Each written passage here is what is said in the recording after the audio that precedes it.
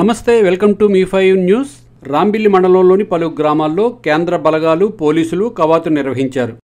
రానున్న సార్వత్రిక ఎన్నికల సందర్భంగా మండలంలోని రాంబిల్లి, పెదకలవలాపల్లి, వాడనర్సాపురం, కొత్తపట్నం గ్రామాల్లో ఈ కవాతు నిర్వహించారు. ఎన్నికల సందర్భంగా ఎవరూ ఎటువంటి అల్లర్లు, హింసాత్మక ఘటనల జోలికి పోరాదని, ఓటర్లంతా స్వేచ్ఛగా తమ ఓటు హక్కును వినియోగించుకోవాలని రాంబిల్లి సిఐ లక్ష్మణరావు ప్రజలను కోరారు.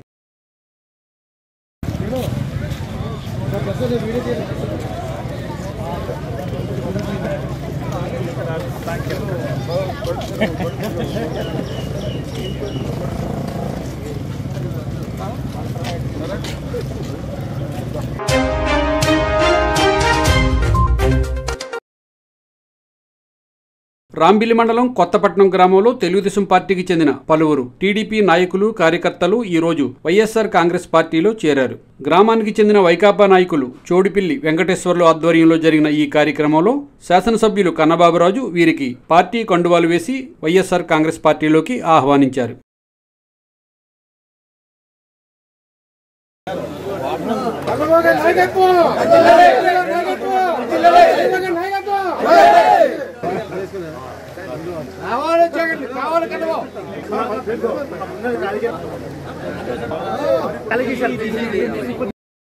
వీరి చేరికతో వారి కుటుంబాలకు చెందిన సుమారు 200 మంది ఓటర్లు వైఎస్ఆర్ కాంగ్రెస్ పార్టీలో చేరారని పార్టీ నాయకులు అన్నారు.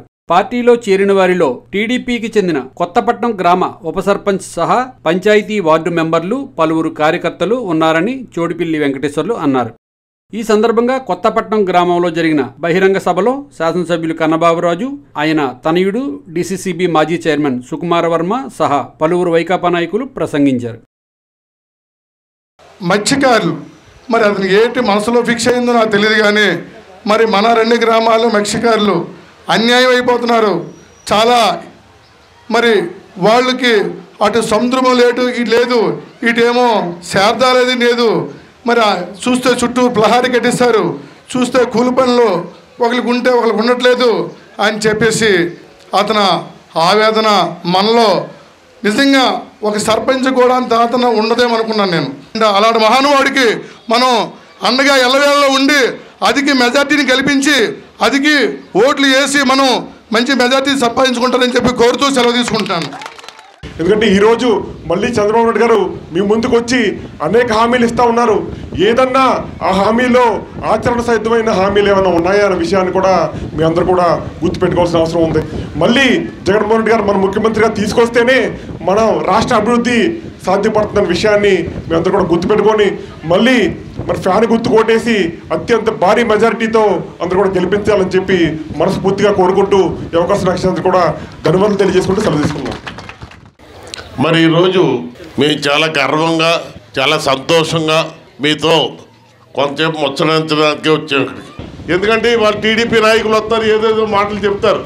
ఆ దొంగ మాటలు నమ్మొద్దు. వాళ్ళు చేసే వాళ్ళు అయితే 2014 నుంచి 2019 దాకా ఏం చేశారో మీకు తెలుసు. ఆ 5 సంవత్సరాలు అలాగా ఏదో వాళ్ళ పదవిని అనుభవించారు తప్ప ఏమీ చేయలేదు. ఇవాళ వైఎస్ఆర్ పార్టీ అధికారంలోకి వచ్చినట్టే నేను గడపకు వచ్చినట్టు చూశాను.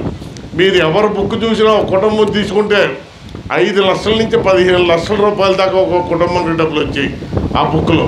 ఇంతమంది ఎప్పుడన్నా ఈ పేర్లు ఆలకించారా? అమ్మఒడి కానీ, ఆసరా కానీ, చేయూత కానీ ఇవన్నీ ఎప్పుడన్నా ఆలకించారా? ఇవాళ మీ వైద్యం గురించి 25 లక్షల రూపాయల కార్డు ఇస్తున్నాం. ఏ జబ్బు వచ్చినా సరే దాంతో 25 లక్షలతో మీరు బ్రహ్మాండంగా వైద్యం చేయించుకునే అవకాశం కూడా ఇవాళ కల్పించాం.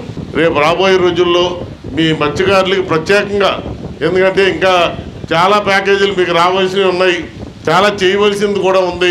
తప్పకుండా మరి మీ అందరూ సహకరించి మీ గ్రామంలో కూడా, ఎందుకంటే ఇవాళ ఏదో నాయకులు చెప్పారని చెప్పి ఇవాళ తప్పని చేయొద్దు. ఓటు అన్నది చాలా విలువైంది. అందువల్ల చూసి తప్పకుండా మా ప్రభుత్వాన్ని సహకరించండి, మా జగన్మోహన్ రెడ్డి గారిని దీవించండి. తప్పకుండా మీ అధికారంలోకి వచ్చిన తర్వాత మీకు రావాల్సిన అన్నింటి గురించి కూడా పోరాడి మిగిలిన అన్నీ కూడా క్లియర్ చేస్తామని చెప్పి చేస్తామని తెలియజేసుకుంటూ ఈ అవకాశం ఇచ్చిన అందరికీ ప్రత్యేకంగా ధన్యవాదాలు తెలియజేసుకుంటూ సెలవు తీసుకుంటాం. సబ్స్క్రైబ్ చేయండి, లైక్ చేయండి, షేర్ చేయండి. మీ5 లోకల్ న్యూస్ ఛానల్.